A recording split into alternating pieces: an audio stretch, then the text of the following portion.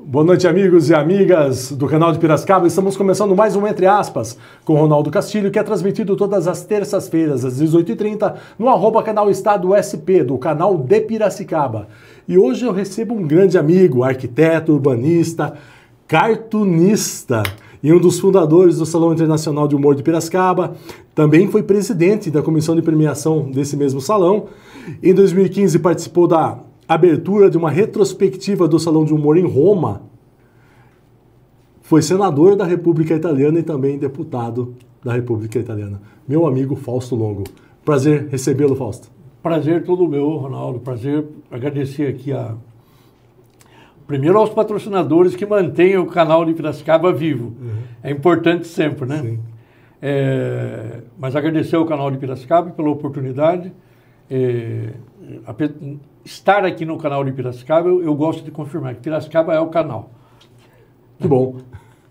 Fausto, você foi um dos fundadores do Salão Internacional de Humor, que depois tomou uma perspectiva a nível mundial, né? Como que surgiu essa ideia de criar esse Salão Internacional do Humor aqui em Piracicaba? Olha, a gente sabe que o Salão de Humor de Piracicaba existem tantas versões sobre o Salão de Humor de Piracicaba que eu fico impressionado. Deve ter no mínimo umas 50 versões. E cada um que conta aumenta um ponto. Eu vou tentar ser o mais justo possível. Na verdade, era uma efervescência cultural que existia em Piracicaba, nesse pequeno quadrilátero, né, que era, na verdade, esse percurso entre o Bully, a Livraria Janete e o Diário.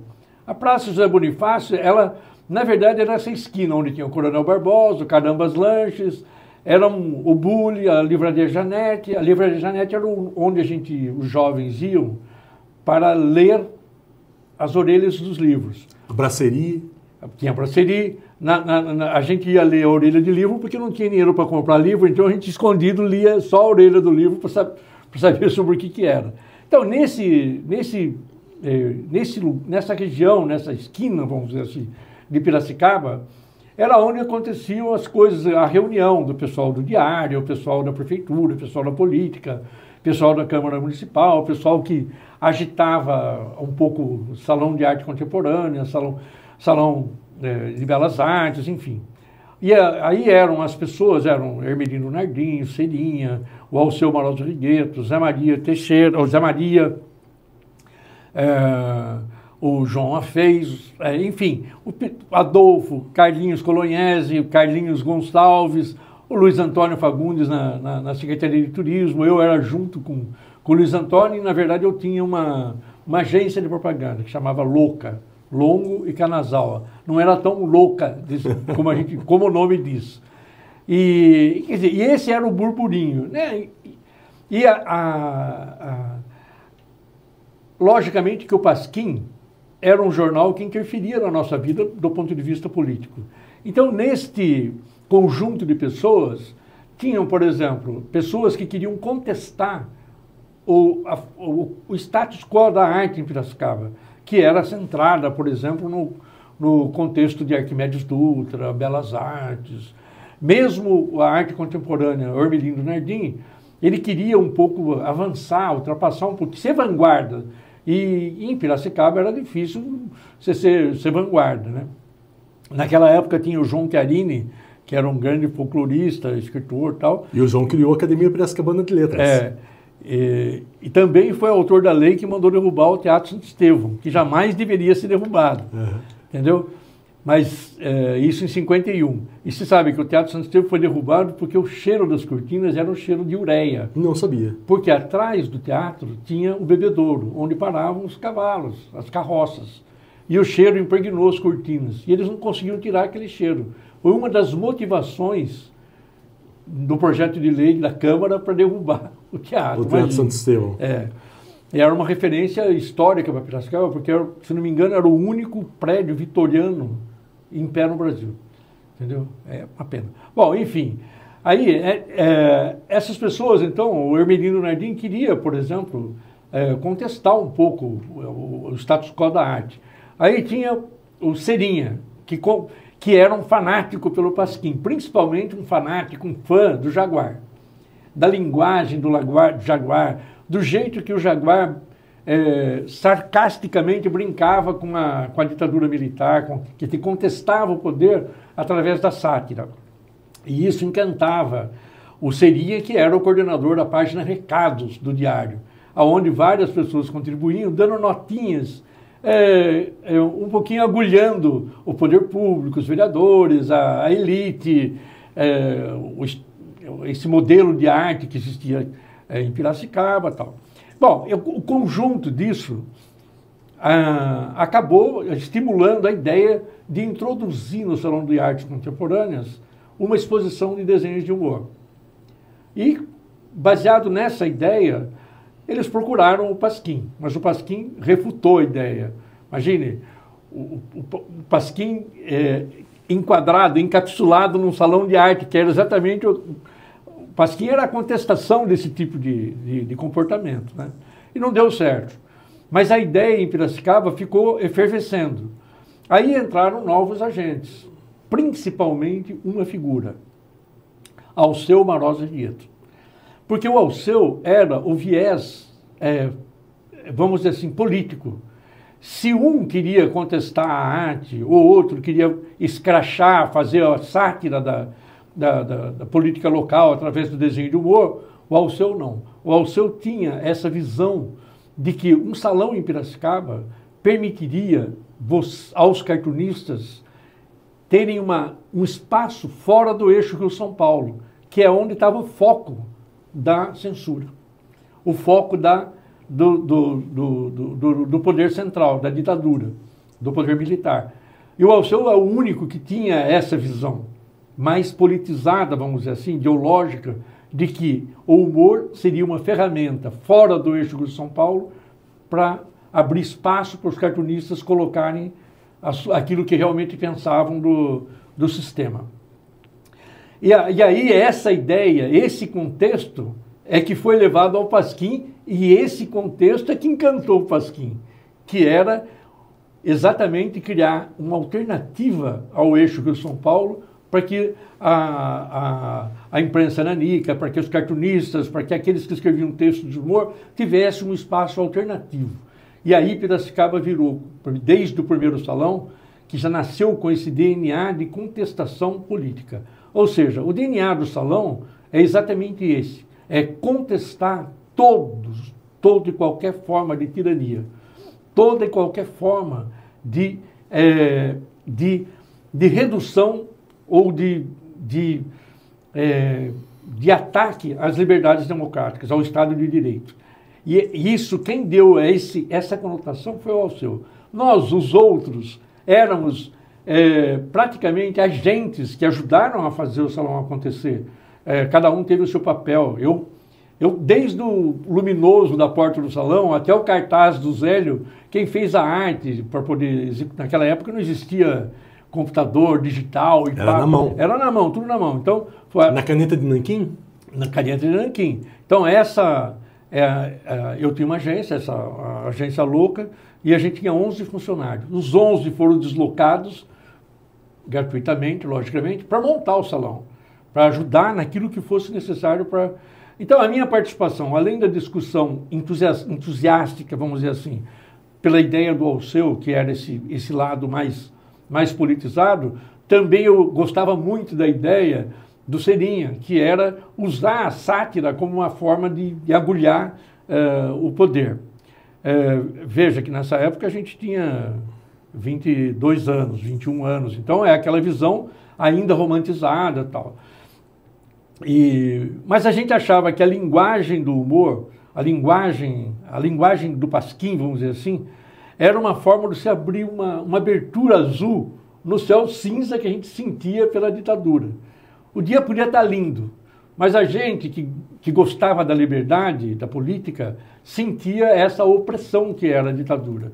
E o salão parecia um buraquinho onde se podia passar e usar a inteligência para alertar as pessoas que nós estávamos num processo bastante negativo, que afetava a liberdade de cada um dos brasileiros. E nessa época teve algum tipo de censura da ditadura militar contra o salão de humor? Olha, na verdade tinha assim, logicamente, o pessoal falava, não, teve uma censura.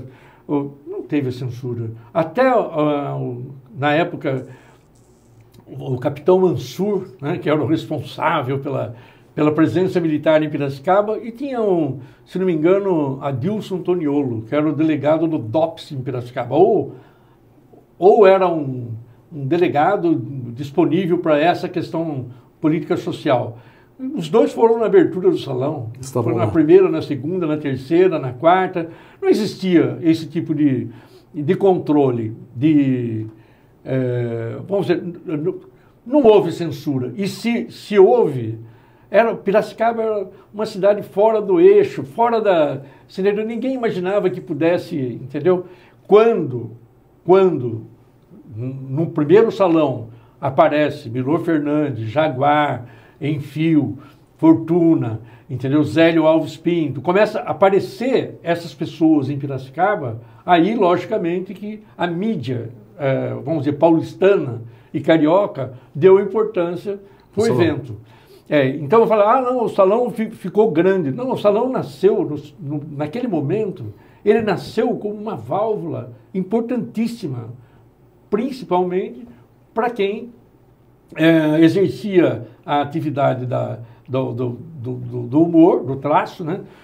Do humor gráfico, como ferramenta contestatória, entendeu? Então ele nasceu com esse DNA e nunca perdeu. E ele nasceu grande. Nasceu grande.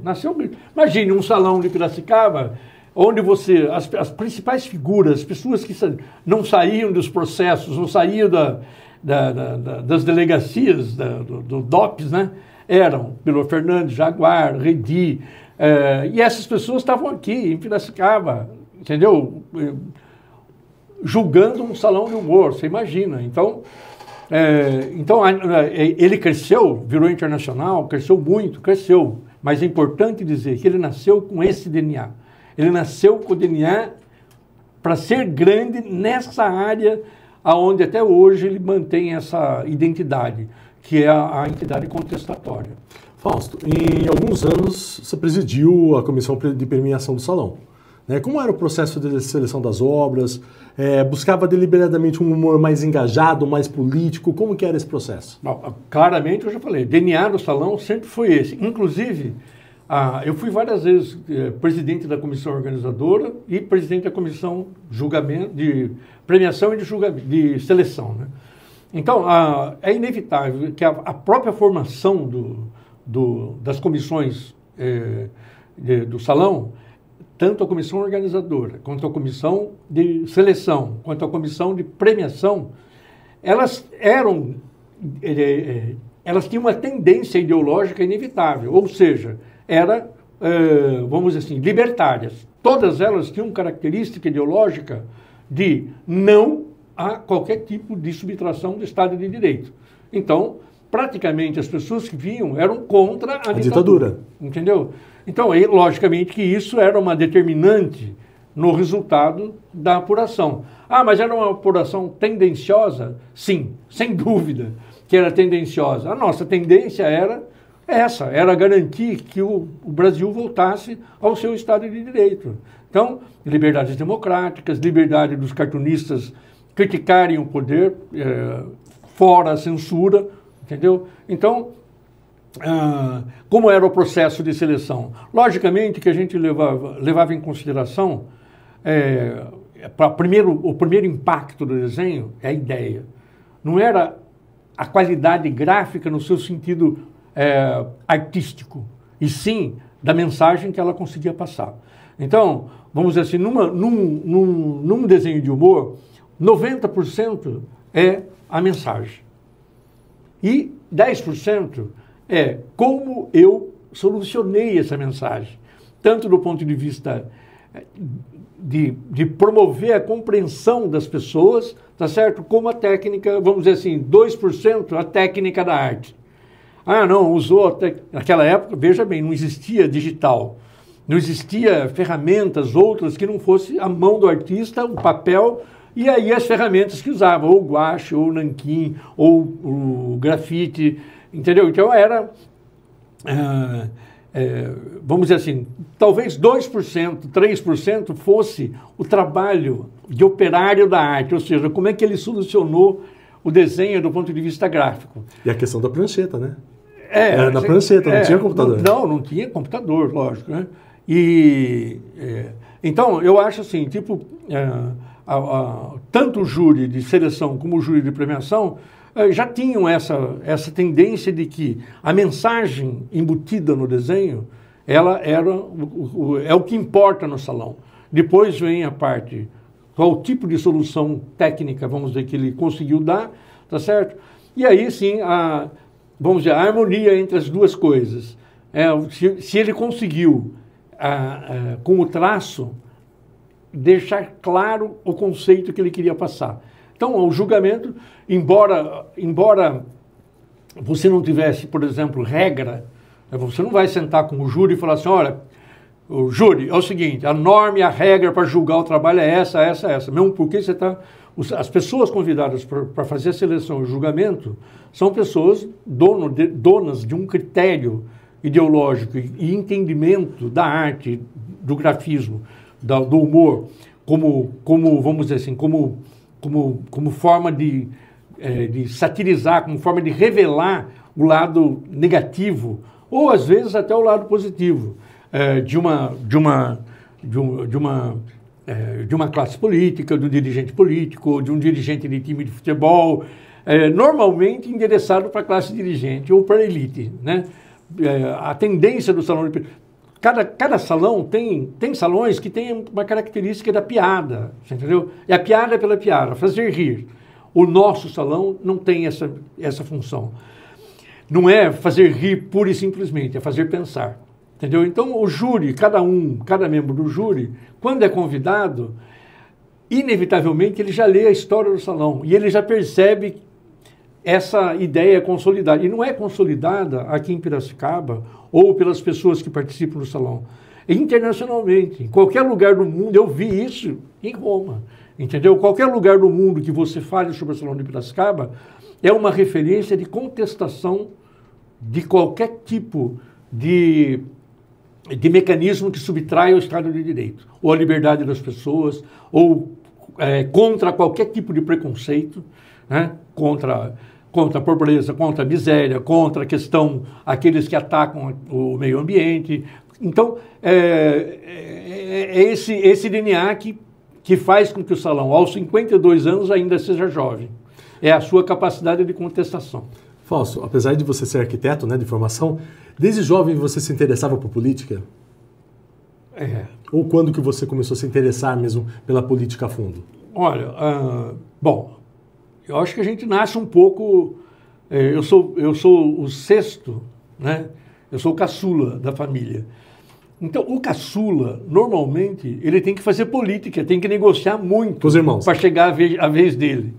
Então, eu acho que, de certa forma, para fazer valer a minha vida, eu tive que fazer política desde que nasci. E confesso, assim, que eu sempre fui muito bem sucedido com os irmãos, porque eu tive irmãos irmãos muito generosos. Então, eles... por exemplo, você veja assim, meu irmão, o José Benedito, né, o mais velho, 10 anos mais velho que eu. Quando eu tinha 6 anos de idade, 7 anos, aquela fase a nossa geração, a minha geração, com 6 anos já sabia ler, né? Obrigado. Hoje você vê criança na escola, já com 8, 9 anos, às vezes não consegue interpretar texto. Lê, mas não consegue interpretar. Então, o meu irmão chegava com presentes, por exemplo, ele dava de presente livros. E ele dava o livro com uma mensagem, ele falava, Faustinho, eu li esse livro aqui, mas eu não consegui entender a história. Você não lê e depois explica para mim? Ou seja, ele foi uma referência no sentido de se imagine, 10 anos mais novo, o irmão não entendeu, pedir para o mais novo ler e explicar. Entendeu? Então, isso foi um estímulo para a compreensão de texto e tudo mais. Então, dentro da minha família, eu já tive o privilégio, vamos dizer assim, de ser orientado por cada um dos irmãos por uma certa atividade. Um tinha mais o dom artístico, outro tinha o dom para música, outro... E essa, vamos dizer, essa variedade de habilidades de cada um, é lógico que acabavam confluindo para o caçula, e cada um puxando para o seu lado, entendeu? Isso me ajudou bastante. Aí, dentro da escola, inevitavelmente, você vai para Grêmio, para aquelas... Quer dizer, inevitável que eu tivesse uma relação tipo política com os meus amigos, dentro do ambiente escolar. E eu participei de 2 escolas cujos professores tinham muito essa característica de valorizar esse lado político da criança, do relacionamento, de como ele se comportava no sentido de puxar os amigos. E então, desde o grupo escolar Moraes Barros, né, aqui nosso vizinho. Então, saía aqui da frente, né, da Rua Regente, 661, que é onde eu morava, bem aqui na sua frente, né? E ia para o grupo escolar Moraes Barros. Aí os professores, Maria Ângela Gatti, depois Dona Maria Cobal, depois Carolina de Mendes Tami, entendeu? Depois... Mãe do saudoso deputado federal Antônio Carlos Mendes Tami. Mãe do Antônio Carlos Mendes Tami. Que foi prefeito de Piracicaba também. De um deputado federal constituinte dos mais atuantes. Foi um dos criadores do MEI, da lei que criou o microempreendedor individual também. Exatamente. Não, também teve um papel. Aliás, Piracicaba tem políticos de Moraes Barros, não do Prudente de Moraes, mas do Paulo Moraes Barros, que foi senador. Aliás, nós tivemos uma série de políticos. Piracicaba precisava estudar um pouquinho os políticos que já teve, porque foram importantes. Olha, eu não sou nascido em Piracicaba, eu sou nascido em Amparo.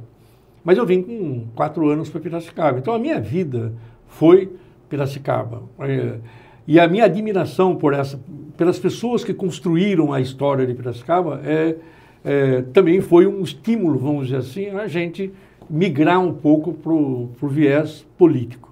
Bom, enfim, aos 14 anos eu já estava envolvido com o movimento estudantil, participando de coisas e tal. Mas no dia que eu fiz 18 anos... no dia 22 de julho de 1970, uma pessoa que era professor da escola já tinha, por várias vezes, me escolhido para ser orador da turma. Qual escola era? Qual escola era nessa época? Era em escola industrial. No industrial, aqui perto também. Industrial também, vizinho. E a industrial, ela tinha essa característica quase que popular, entendeu? As pessoas que estudavam lá eram pessoas que normalmente, o objetivo não era ir para Exalc, não era ir para formação superior, era para ir para a vida, era formar, tinham que aprender já no ginásio uma atividade profissional, ou mecânica, ou tornearia, ou elétrica, ou marcenaria. Então, as pessoas que conviviam nesse ambiente eram de diversas situações, do ponto de vista social e do ponto de vista de realidade de vida, que contribuíam para a formação de um caldo assim, de cultura muito, muito democrático, entendeu? E eu vivia nesse ambiente. Inclusive os professores tinham essa característica de lidar com gente de toda a natureza, você entendeu? E então foi realmente uma escola, não só uma escola no sentido educacional, mas no sentido de formação pessoal, entendeu? Essa visão mais democrática do mundo, uma visão mais generosa do mundo, a visão dos valores humanos de uma forma a respeitar cada pessoa como ela é, entendeu? A aprender com a tolerância, porque você tem diferentes nichos de pessoas, então a tolerância era uma coisa extremamente importante. E aí, no dia que eu fiz 18 anos, o professor Frederico Alberto Blau, que era do MDB, me convidou para entrar no MDB, no Movimento Democrático. Lógico que de cara já era uma coisa empolgante, porque era o partido que fazia oposição à ditadura. Oposição à ditadura. Então, eu já era da natureza... A antiga Arena, né? Tinha a Arena... E o MDB. A Arena era o reduto da ditadura. Não, quer dizer, na verdade, enfim, era a direita, né? no Brasil essa questão de direita e esquerda ideológica é um pouquinho confusa, né? As Sim. pessoas confundem muita coisa. Sim. Mas enfim, o Frederico Alberto Blau chegou com um livro e falou, eu gostaria que você se filiasse ao Partido Movimento Democrático Brasileiro. E eu me filiei em 1970. E o meu pai era um pequeno industrial na área de mármore e granito, né? Chamava Fausto Longo. E eu, Fausto Guilherme Longo. E no partido, quando as pessoas viram, o Fausto Longo, o empresário, fazia a casa o mármore, os túmulos, a casa de todo mundo em Piracicaba, ela tinha 2 marmorarias, então você imagina, né? Uhum. Aí, nossa, o Fausto Longo entrou no... Vamos colocar ele para ser o diretor financeiro da próxima campanha do MDB. E colocaram, só que não era o Fausto Longo, era o Fausto Guilherme Longo. Era o filho. Então, em 1962, na campanha do Adilson Maluf, eu já fui o tesoureiro da campanha, sem saber o que era, praticamente. Entendeu? Uma coisa meio assim, automática. E aí você começa a conviver dentro do partido, já na gestão do Adilson, aí o Luiz Antônio foi nomeado secretário, na verdade, a Comissão Municipal de Turismo, e me convidou para ajudá-lo nessa comissão. Eu fui para lá, cuidava da parte de planejamento administrativo e tal, e que daí foi aonde também o Salão de Humor nasceu. Nasceu, na verdade, na Comissão Municipal de Turismo de Piracicaba, chamava Departamento Municipal de Turismo. E foi assim que daí uma coisa vem atrás da outra, né? No período do Adilson, acabou a gestão do Adilson, eu ainda tinha vamos dizer assim, a fama e a ligação com a área da agência de propaganda. E o João Herman me chama para uma conversa e fala, eu gostaria de criar o material da campanha. Aí eu criei o material da campanha, ajudei na campanha do João e tudo mais. E um dia, quando o João ganhou a eleição, comemoramos e tudo mais, um dia o João me chama e fala, eu queria saber se você topa ser o secretário de turismo. Para mim foi uma surpresa, eu entrei, fui, e daí de lá para cá as coisas foram acontecendo. E acabei virando atuante, estou no MDB até hoje, Sim. Sou do diretório estadual do partido, e sou diretor de formação política da Fundação Ulisses Guimarães. Nunca mais saí desse ambiente político e vamos dizer, do MDB. Ainda bem. E aí as pessoas perguntam às vezes, mas Fausto, por que a insistência no MDB? Primeiro porque eu acho que é um movimento. Movimento não fica parado. Movimento é dinâmico. Embora às vezes a dinâmica não corresponda àquilo que a gente espera do movimento, mas é um movimento, é onde você tem espaço ainda para, vamos dizer assim, para fazer evoluir e para buscar o aperfeiçoamento daquilo que a gente chama de democracia, que a gente está longe de uma democracia plena. Você vê, hoje nós estamos na era da inteligência artificial, do celular, a gente podia ter consulta pública a cada segundo sobre cada tema e ser processado rapidamente para saber a opinião pública sobre certos temas. Aqui em Piracicaba, por exemplo, se tivesse uma consulta pública hoje sobre essa lei que os vereadores acabaram de aprovar, sobre a questão da caridade, sobre a liberdade de exercer a caridade, certamente a população daria nota 0 para a Câmara Municipal e para o governo do Hélio Zanatta. Aliás, tenho que falar claramente, eu imagino hoje que Piracicaba está no intervalo entre prefeitos.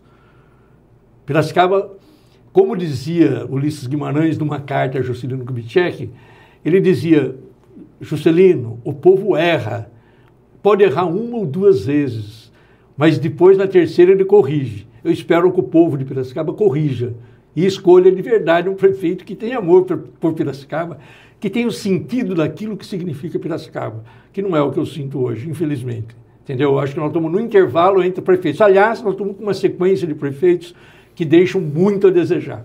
Entendeu? Eu, como um cidadão piracicabano que vive fora daqui e que tem uma experiência política, que tem uma vivência política inevitável, tirando a questão partidária, aquilo que eu falo, se eu estou no Partido Democrático, é porque o movimento democrático tem por objetivo garantir que tanto esquerda como direita tenham voz.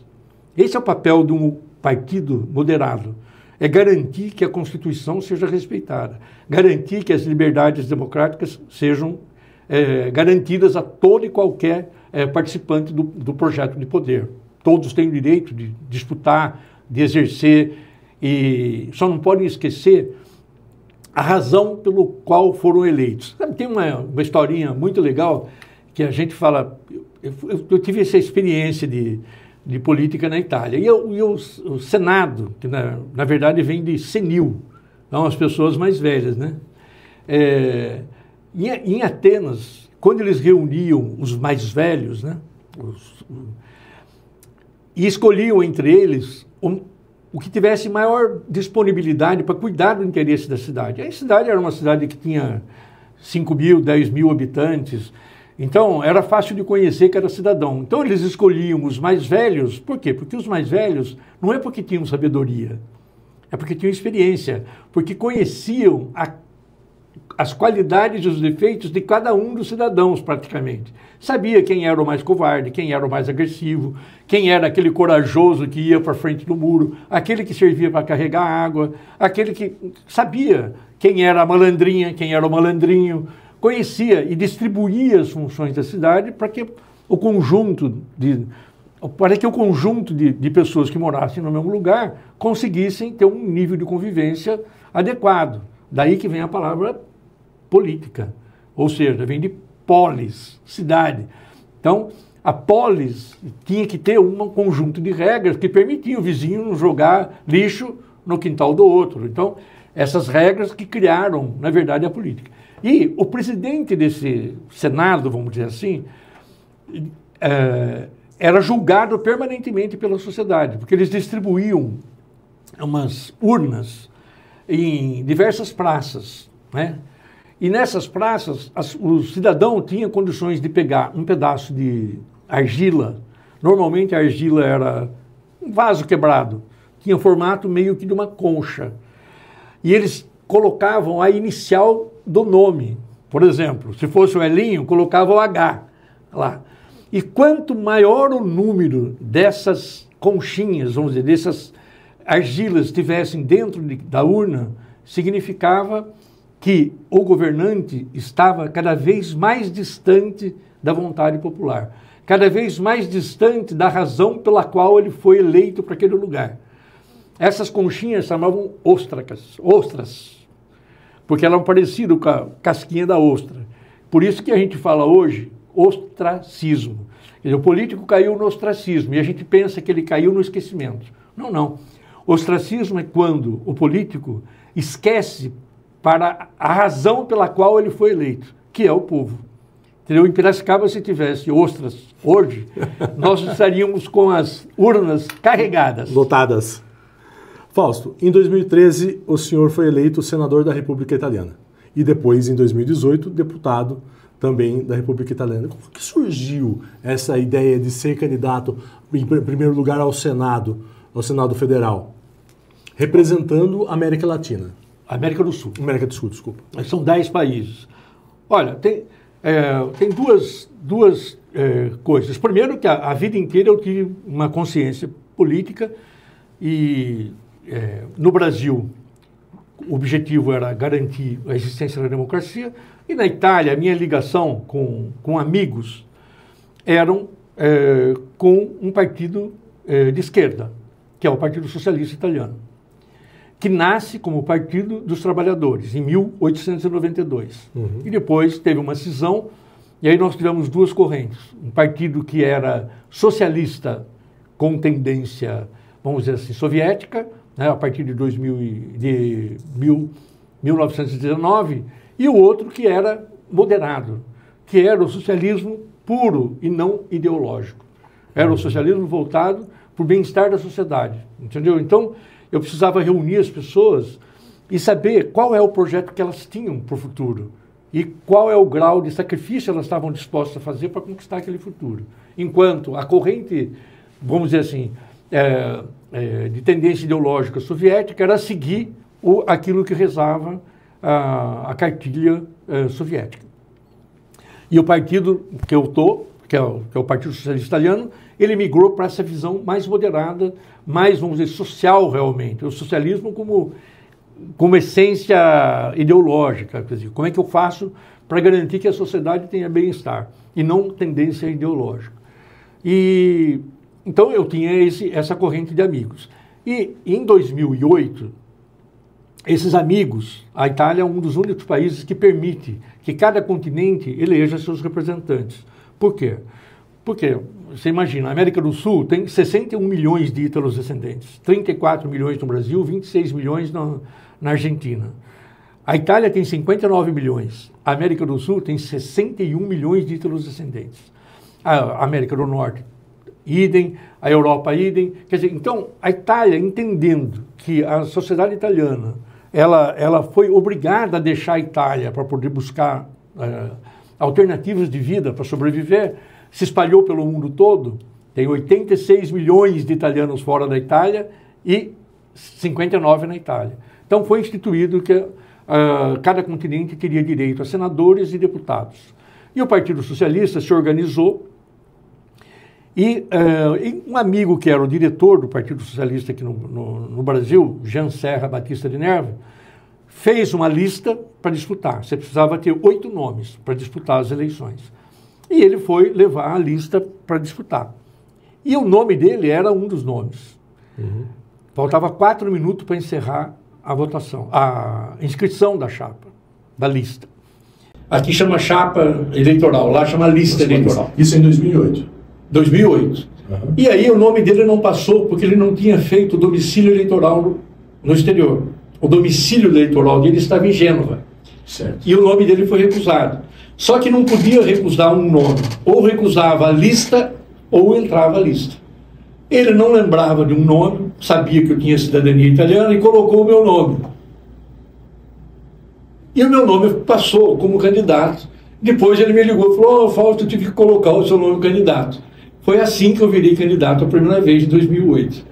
Eu nunca tinha nenhum trabalho voltado para a comunidade italiana, nem aqui, nem em Piracicaba, nem em São Paulo, nem no Brasil, nem em lugar algum. Só que em 2008 o senhor foi candidato a deputado, né? A deputado. Isso. E aí, logicamente, que eu não fiz campanha, não fiz nada.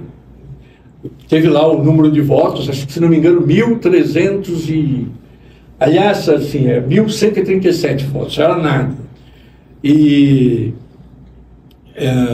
logicamente, não ganhei a eleição e tal. Mas o número de votos que o Partido Socialista fez com que o senador do Partido Democrático italiano, o Eduardo Polastri, a soma de votos da nossa turma era 16.800 votos. É pouquíssimo. Mas esses 16.800 votos, subtraído dos votos do Eduardo Polastri, fez com que ele perdesse a eleição. E o Brasil perdeu a chance de continuar tendo um senador. Eu fiquei extremamente magoado com aquilo, porque eu mesmo, involuntariamente, acabei sendo um instrumento para tirar um senador que representava a comunidade brasileira, principalmente, entendeu? E procurei o Partido Democrático. Expliquei para os meus companheiros do Partido Socialista, embora eu fosse todos eles eram italianos, nascidos na Itália e que viviam no Brasil. Eu era o ítalo caipira, nascido em Amparo, criado em Piracicaba. Procurei, expliquei para eles que a gente não podia correr o risco de fazer com que a direita elegesse um senador e a gente perdesse a possibilidade, como a gente tinha feito. E eles concordaram. Eu procurei o Partido Democrático, na época o dirigente do Partido Democrático, que era o Fábio Porta, que ainda é hoje deputado. Expliquei para ele que eu achava que a gente tinha feito um desserviço à democracia, certo? E que eu gostaria de corrigir isso. E que, a partir daquele momento, até a próxima eleição, a gente ia trabalhar para não perder um senador e um deputado que fosse vinculado ao nosso tipo de pensamento. Uhum. E assim foi, começamos a trabalhar junto. Esse foi praticamente um acordo entre partidos, o Partido Socialista Italiano aqui no Brasil e o Partido Democrático aqui no Brasil. Fizemos esse acordo. Acontece que 3 anos depois, o Partido Socialista e o Partido Democrático na Itália fizeram o mesmo tipo de acordo. E chegou a eleição de 2013, né? De 2008 e 2013. Quando teve que escolher os candidatos a deputado, a senador, tal, o Fábio Porta propôs que o fato de eu ter sido o articulador da união entre o Partido Socialista Italiano e o Partido Democrático garantisse uma vaga para o Partido Socialista na lista do Partido Democrático. E aí veio o convite, o Partido Socialista Italiano indicou meu nome. E o PD, como já conhecia por causa desse tipo de relação, entrou o meu nome. Também na eleição, eu não tinha trabalho voltado para a comunidade italiana, você entendeu? Eu fui assim, tipo, eu fui trabalhar para a comunidade italiana depois de eleito. Eu recebi o prêmio antes de ter trabalhado. Eu recebi o salário antes de ter trabalhado, entendeu? Então, e também achava que eu ia ajudar o partido, mas que eu dificilmente seria eleito. E aí acabou acontecendo que eu fui eleito senador da República Italiana. E eu realmente não estava nem um pouco, nem à vontade para a função e nem preparado para a função, entendeu? Você imagina que eu cheguei a primeira vez na Itália, eu não tinha o domínio da língua italiana como os italianos. Então eu cheguei para o presidente da componente partidária. A componente é como se fosse as bancadas aqui. Eu cheguei para o presidente da bancada e falei, olha, eu tenho dois problemas que eu gostaria de falar, né? Aí o presidente da comissão disse, mas eu li o seu currículo, senador, eu achei excelente o seu currículo. Realmente eu tinha um currículo do ponto de vista político, já tinha sido do Ministério, da Secretaria de Estado, já tinha feito uma série de trabalhos que me credenciavam para o exercício da função do senador. Mas ele falou, qual é o problema, né? Eu falei, olha, primeiro eu sou surdo, que eu não usava aparelho, eu tenho 80% de perda. Eu falava, olha, eu sou surdo. E eu não usava aparelho, fui usar na Itália, depois que eu fui usar. E falei, e outra coisa que eu não falo italiano, no sentido de como o senador deve falar, não. Imagina, um senador da República, onde nasceu o Senado, o conceito de Senado, e eu, entendeu? Aí ele falou, senador, não tem problema nenhum, seu currículo é excelente. Além disso, você tem duas grandes características para ser político. A primeira, você não escuta. E a segunda, você não fala. Então, essa foi a minha entrada no Senado. Logicamente, com esses defeitos de natureza, né, eu fui obrigado a... eu tenho uma coisa que eu tenho na minha vida é responsabilidade. Então, e a outra coisa que eu tenho é consciência de que eu não posso cair no ostracismo. Se eu fui eleito, é porque algumas pessoas depositaram a confiança em mim. Sim. Então, eu resolvi fazer jus aos votos que eu tive. E mergulhei. E essa pessoa, que é o presidente da componente, me colocou 3 pessoas para me preparar para a política italiana. Então eu tive aula sobre quem eram as políticas, correntes políticas, a ideologia, o que era a Constituição italiana, o regulamento do Senado, como minimamente, porque veja, a minha experiência como política sempre foi do ponto de vista de articulação partidária, tal, não no parlamento. Eu fui eleito vereador, eu participei da eleição em 82 e fiquei segundo suplente. E aí, em 86, no final do mandato, 88, porque foi prorrogado o mandato, sim, no final do mandato, faleceu Newton da Silva, que era vereador. E eu fui diplomado vereador no último mês, nos últimos 2 meses, 3 meses de mandato. Ou seja, eu fui diplomado vereador sem nunca ter participado de uma sessão da Câmara. Por isso que eu falo que eu fui um vereador viúva porcina, né? Que foi sem nunca ter sido. Né?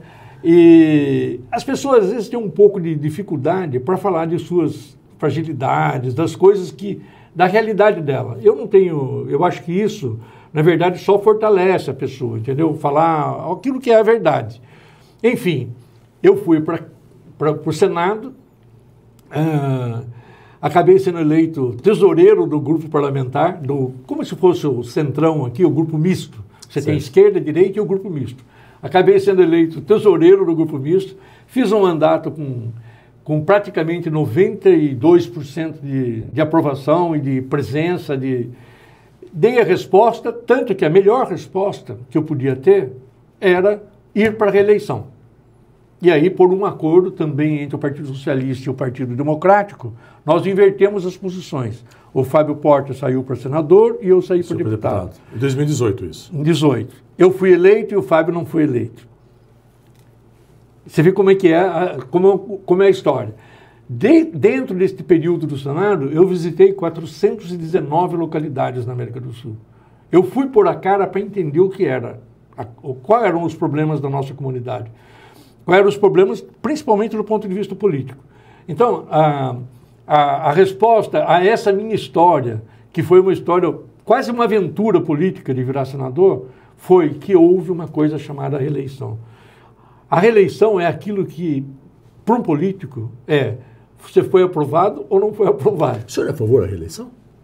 De eleição? Reeleição? Reeleição, o senhor é a favor? Eu sou no legislativo, no parlamento, sim. Eu sou contra no executivo.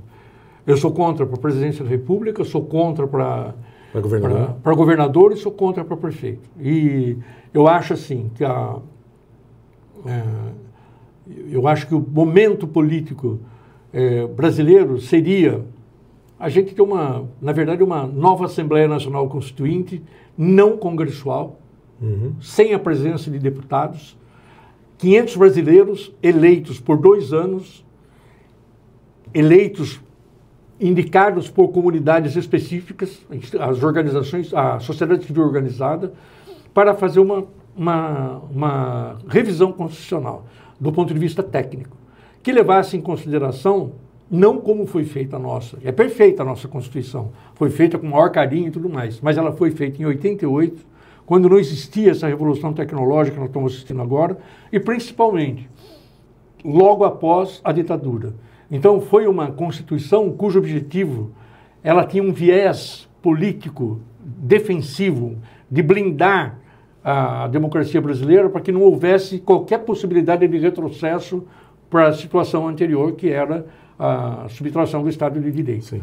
Então ela foi feita, ela foi perfeita demais, já desceu a níveis que não precisava descer uma Constituição, inclusive feita, realizada num ambiente que se confundia a Constituinte com a formulação de leis ordinárias. Porque a mesma Câmara e Senado que votavam a Constituição, formulava a Constituição, formulava leis ordinárias. Então houve uma miscigenação, vamos dizer assim, de temas que eu acho que eram dispensáveis. Eu acho que uma Constituição deve ter princípios e valores, né? E eu acho que o momento seria agora para desenhar, baseado naquilo que a tecnologia oferece de perspectiva para o futuro, a gente responder claramente qual é o Brasil que a gente quer ser daqui a 50, daqui a 100, daqui a 150 anos. E aí fazer uma Constituição que seja um marco regulatório para asfaltar esse caminho para a construção desse país que todos nós desejamos. Então, eu sou a favor de tudo aquilo que está na Constituição, mas eu acho que a gente poderia, por exemplo, não, mas nós tivemos um plebiscito que definiu o presidencialismo. Tudo bem, em 88 89, era o presidencialismo, Mas hoje, será que o mesmo modelo cabe para a construção de um país moderno, para uma sociedade moderna, para um mundo que a geopolítica mudou completamente o comportamento, a tecnologia mudou o comportamento? Nós estamos aqui com 2 pessoas que vão viver até os 110, 120 anos. A minha geração vai viver até os 90, 95. Mas a geração já nasceu criança que vai viver aqui, está aí agora, nascendo crianças que vão viver 150 anos, tá certo? A evolução tecnológica, isso muda o comportamento da previdência, muda o comportamento da educação. Você não pode ser educado mais para servir uma indústria, para servir como empregado. Não, você tem que ter uma profissão. Não, hoje a educação principal é você dar habilidades de cidadania, pessoas se adaptar à realidade tecnológica que vai acontecendo, né?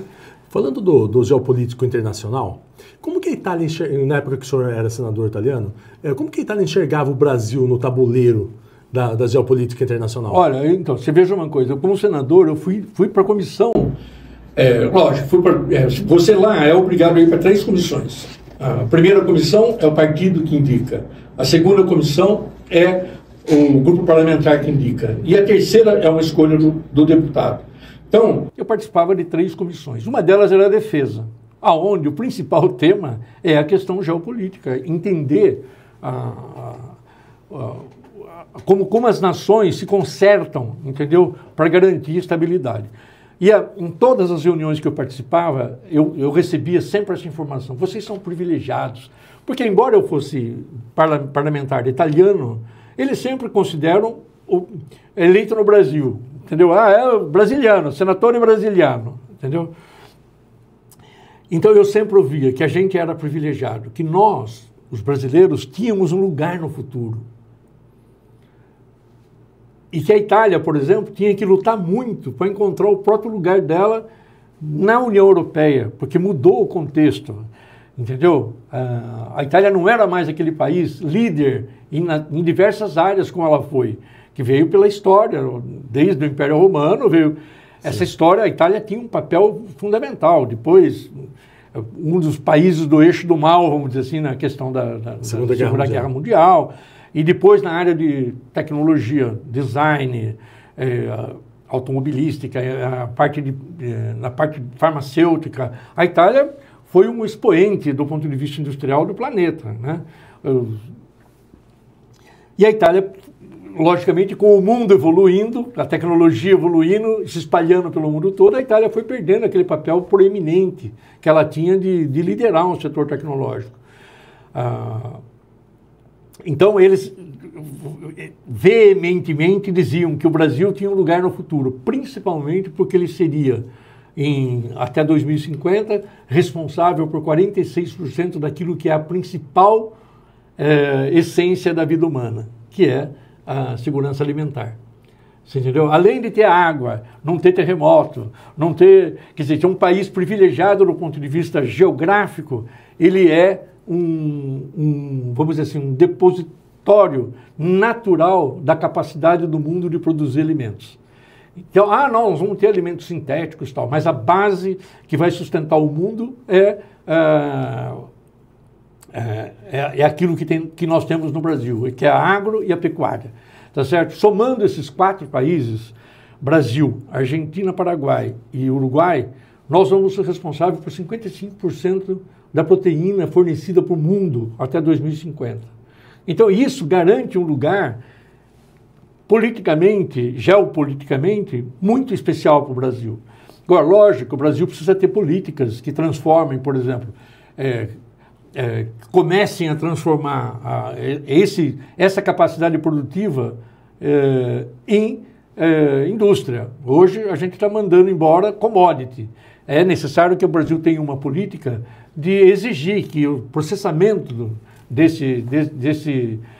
daquilo que a gente produz pela natureza seja, no mínimo, industrializado, uma parte aqui no Brasil, para gerar emprego, renda, alternativas. Senão, daqui a pouco nós vamos ter... Embora, quer dizer, a gente, quando eu falei de educação, por exemplo, a gente tem um problema sério. Você não pode educar mais as pessoas, porque elas vão ser inevitavelmente substituídas por sistemas cibernéticos, entendeu? A automação industrial está aí. Hoje a colheita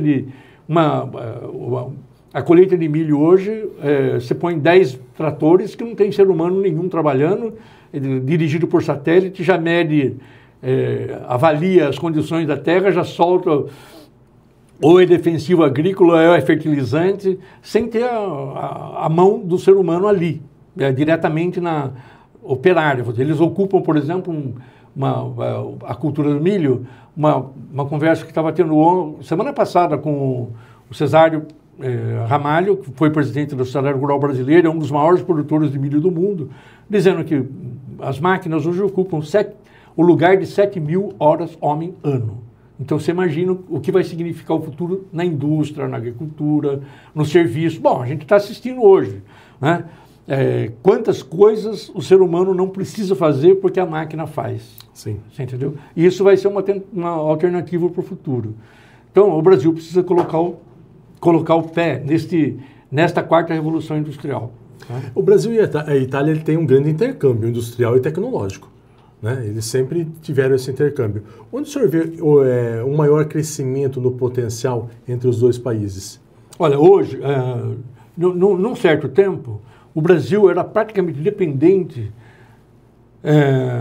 um pouco dependente da influência italiana. Hoje, eu acho assim, o Brasil é mais uma esperança para a Itália do que a Itália é para o Brasil. Inverter os papéis. Inverter os papéis. Infelizmente, eu tenho que falar que, para mim, a política, eu tinha uma expectativa de que participar da vida política na Itália fosse muito diferente de participar da vida política no Brasil. Tem algumas coisas que são diferentes. Por exemplo, quanto ganha um senador na Itália e quanto ganha um senador aqui. Quantos funcionários tem um senador na Itália, quantos funcionários tem um senador aqui. Entendeu? Então, quando eu falo, né, um senador na Itália ganha o seu salário, é 5.400 euros. Desse salário, ele tem que pagar o apartamento, não tem apartamento funcional, não tem telefone celular, não tem carro com motorista, você paga uma funcionária. Não tem o auxílio paletó. Não tem auxílio paletó, você paga uma funcionária. E essa funcionária recebe uma carteirinha que tem direito a entrar no parlamento para fazer a assessoria do parlamentar. Só, você não pode ter duas. É muito diferente do que do Brasil. É diferente. Por exemplo, então, nós temos uma agenda muito apertada, quer dizer, na verdade é o seguinte, primeiro que é o regime, aqui é presidencialista, lá é parlamentarista. Então, o que significa regime parlamentarista? É que a centralidade do poder está no parlamento, não está no executivo, está no parlamento. É o parlamento, realmente o parlamento define, mas não põe a mão naquilo que se chama recurso, como aqui no Brasil. Aqui nós temos uma espécie de parlamentarismo autoritário. Exatamente. Eu ia perguntar isso para o senhor. Apesar da o Brasil ser presidencialista, parece que não é presidencialista, né? Porque o parlamento tem uma grande força. O presidente ele não governa sem o parlamento. Não tem uma grande força, não. Ele encasula e aprisiona o governo. Exatamente. Ele não governa. Governa. Não, porque o executivo ele não governa sem o legislativo. Né? Não, na verdade o legislativo governa, porque governar significa recurso. Sim. Tá certo? Agora, o governo não consegue definir políticas públicas sem o parlamento. E não consegue alocar as verbas sem a anuência do parlamento. E o parlamento tem direito a interferir 50 milhões cada parlamentar de emendas. As emendas parlamentares. Tá certo? Então, é uma coisa que acho que isso só acontece aqui no Brasil, não acontece em lugar nenhum. Aí que eu digo que cabe uma revisão, uma revisão na nossa Constituição. Você imagina, por exemplo, essa coisa dos senadores, por exemplo. Nós temos 81 senadores. Né? Aliás, que o parlamento deveria ter... O parlamento não. Quando se redemocratizou o Brasil, deveria ter voltado para a realidade que era 2 senadores por Estado. Tá certo? Um da situação e um da oposição. Esse é o contexto, é o conceito do Senado. Né? E, no entanto, todo mundo ficou bem quietinho em relação a isso, porque beneficia, não, tem um senador a mais, uma vaga a mais para apaziguar. E além do que, 8 anos de mandato. 8 anos de mandato, na Itália é 5, e tem uma coisa mais grave que isso, que é a chamada suplência, onde o senador indica o suplente. Quer dizer, eu vou falar do meu partido, entendeu? O partido elegeu, os votos elegeram o Major Olímpio. Que depois veio a falecer na Covid. Faleceu, 2 meses de mandato, faleceu. E entra no lugar dele o Giordano, que é do MDB. Sim. Mas o Giordano não representa o Estado de São Paulo. Entendeu? Eu tenho que ser sincero, é do meu partido, mas ele não representa o Estado de São Paulo. Eu quero que você pergunte para qualquer cidadão do Estado de São Paulo se sabe qual é a feição do senador Giordano. E ele vem para a reeleição agora? Não sei, nem imagino. Entendeu? Eu acho que o meu partido não deve indicá-lo para a reeleição. Tem outros nomes. Política partidária é uma coisa complexa, porque vai ser um conjunto de acordos cujo objetivo é eleger o presidente e eleger o governador. Exato. Na verdade, o cargo de senador virou uma coisa meio que para mim, a minha opinião, o exercício democrático na Itália, o exercício parlamentar na Itália demonstra que o senador é um senador. O senador da República, você tem 215 milhões de habitantes, você tem 81 senadores. Quantos habitantes esse cara representa? Entendeu? Então não é uma brincadeira. E a gente parece que os partidos precisavam levar mais a sério a definição e não ser um cargo de negociação para eleger o presidente e o governador. Ou para fazer alianças. O governador, na verdade, assim, é o governador no momento que decide quem vai ser o senador. E o senador decide uma suplência que não tem nada a ver com o voto. Não tem legitimidade. Então, uma nova Assembleia Nacional Constituinte deveria acabar com esse mecanismo da reeleição de presidente, governador, prefeito, e acabar de uma vez com essa coisa da suplência. Tá, morreu o senador, pediu demissão, tal. Quem entra é o segundo colocado. Exato. Segundo colocado. Outra coisa que deveria acabar era a alternância da data de eleição. Entendeu? Que permite essa coisa do degrau. Hoje é deputado, amanhã é prefeito. Depois deputado, depois prefeito. Depois deputado, depois federal, depois estadual, depois prefeito. Você vai acabar com isso. Se tem um eleito mandato para prefeito, você tem que cumprir o seu mandato. Se você sai, acabou. Se você vai para ser deputado, é para deputado. A única forma de resolver isso é eleição num dia só. A mesma eleição que elege prefeito, vereador, elege deputado estadual, governador, presidente da república, senador. Entendeu? Era o único jeito de acabar com essa escadinha, um empurra o outro, enfim, que eu acho um desastre. Fausto, nós já chegamos a 1 hora de podcast, você acredita nisso? Poxa vida. Eu falei que eu falava demais, eu falei no começo. Eu preciso fazer uma pergunta, a última pergunta. O que podemos esperar dos próximos passos na política de Fausto Longo? Olha, eu tenho 73 para 74. Então, a hora é da molecada de 30. Nós precisamos ter consciência de construir esse país novo. O que eu quero é contribuir para que essa juventude que está vindo aí tenha, pelo Brasil, o respeito, tenha para a sociedade o respeito para construir um mundo cada vez melhor, mais justo, mais solidário, que considere tecnologia, que considere dinheiro, sucesso, como mecanismo de ascensão do bem-estar social, e não traduzido em ganância, em egocentrismo, enfim, em apego ao poder, em apego ao dinheiro, em apego a essas coisas que são que a vida leva rapidinho. Então, o meu projeto político é contribuir cada vez mais para a formação dessa nova geração que está vindo aí com garra, entendeu? E a gente emprestar a nossa senilidade, entendeu? De forma tranquila, para falar essas coisas que a gente fala, que a idade nos permite falar com certa liberdade, tá certo? Sem dever, eu tenho que fazer um acordo para ser eleito. Não sou candidato a nada, tenho a liberdade para falar aquilo que eu penso e sem papas na língua, entendeu? Então, que é a situação mais gostosa que eu já senti na minha vida. Dos 14 anos até agora fazendo política, o período mais tranquilo para mim é que eu posso olhar para qualquer um e falar realmente o que eu sinto como cidadão, entendeu? E a perspectiva para o futuro minha é tentar contribuir para eleger um bom representante da nossa comunidade, vamos dizer assim. Sabe, eu falo de comunidade italiana e tudo mais, mas eu não tenho muito a ver com essa coisa de raça, de cor, de classe. Eu gostaria que fosse um só povo. A humanidade é uma, não é duas.